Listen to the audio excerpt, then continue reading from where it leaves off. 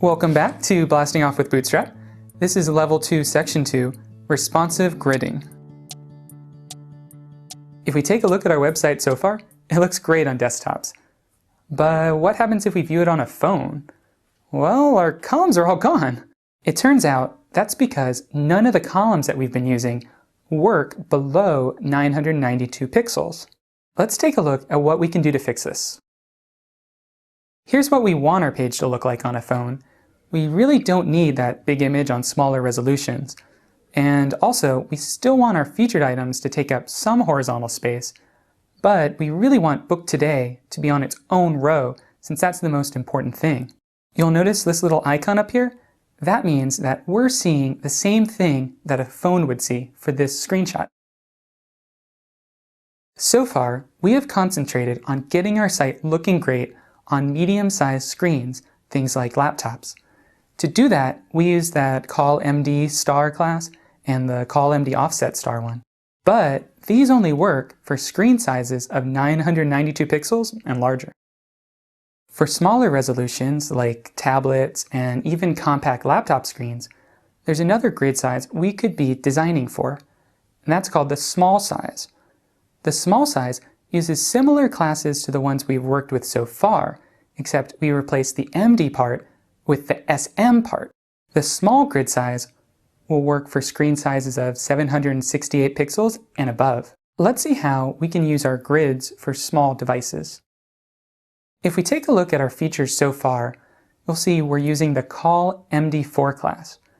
Now, this class is only working for resolutions of 992 pixels and up, so nothing is happening for our small screen sizes.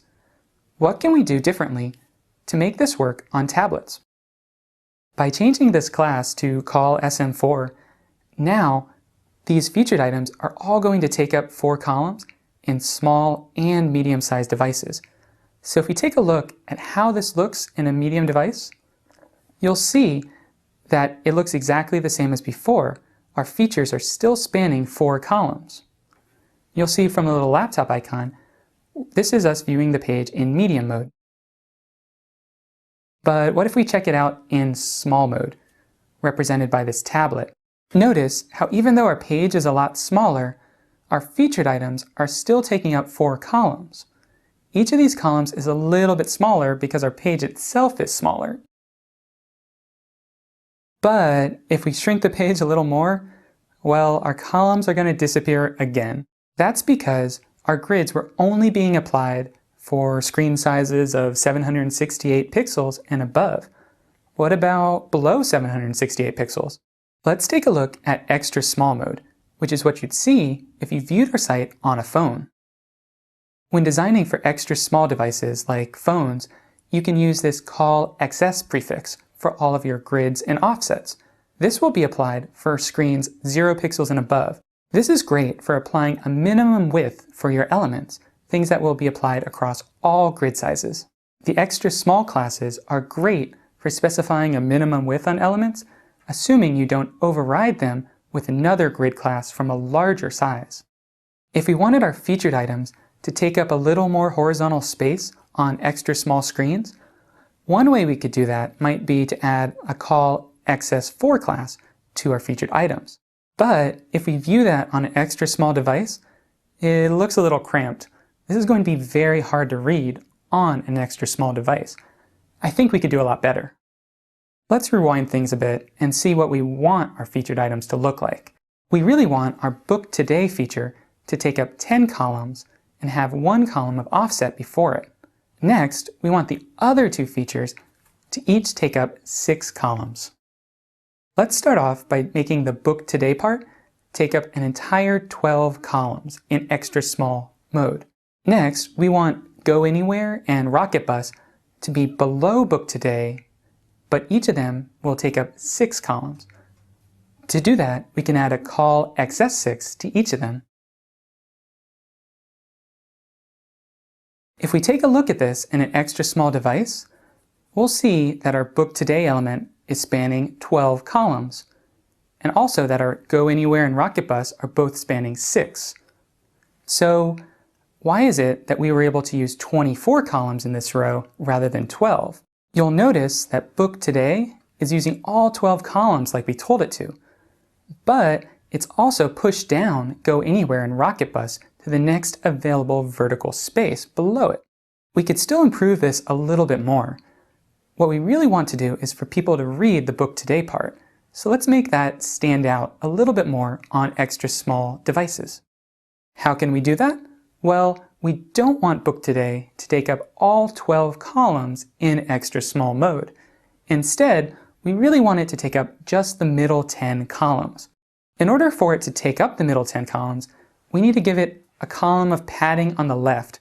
To do that, we can use an offset of 1 that only is applied for extra small devices. Remember, the order that we add these classes to our HTML doesn't matter. Let's check this out on an extra small device. We'll see that Book Today shows up centered with an empty column on the left and another empty column on the right. Go Anywhere and Rocket Bus each take up 6 columns, adding up to 12 to take up the entire row. What's important to note here is that we've used only 11 total columns to accomplish this centering effect. The remaining 1 column to the right of Book Today wasn't used because nothing was there except empty space. If we had made Book Today take 11 columns, we wouldn't have the centering effect. When Go Anywhere and Rocket Bus try to find a place on the page, they can't roll up right next to Book Today because there's only 1 column of space left. So Bootstrap puts them where space is available, in this case, the next horizontal space down. If we preview our site again in small mode, we'll see that our featured items don't look like we'd expect them to.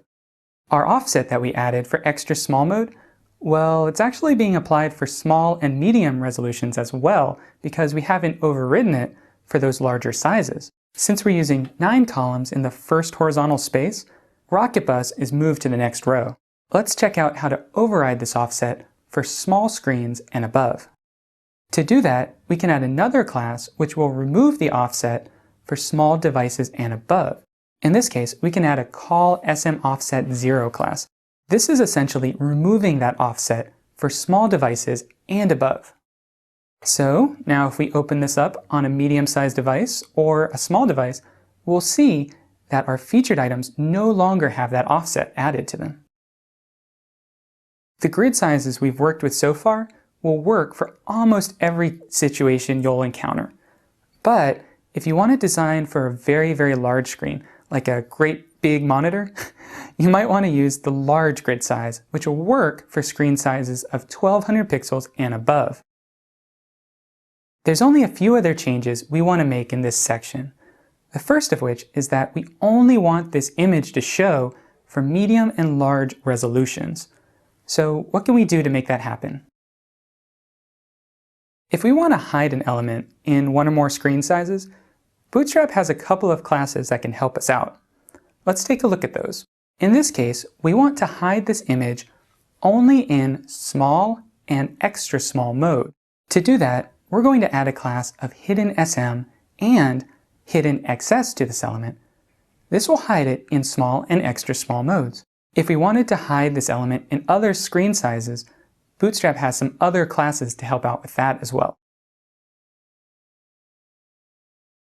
If we check out our page in a small device, we'll see the image is hidden. Same goes for an extra small device. On the other hand, what if instead of hiding something, we wanted to only show something for certain screen sizes? Well, to do that, we could use this visible MD and visible LG classes. This will only show our image for medium and large screen sizes. You'll notice each of these classes ends with a screen size indicator like SM, XS, MD, and LG. If we open this up in a browser, we'll see that our image shows up in medium and large devices. But in small and extra small, it's hidden just like we'd expect it to be. That's the end of responsive gridding. It's time for you to try using it in the challenges, and I'll see you in level 3. Then we'll need to give... Such a loser. We got too many columns.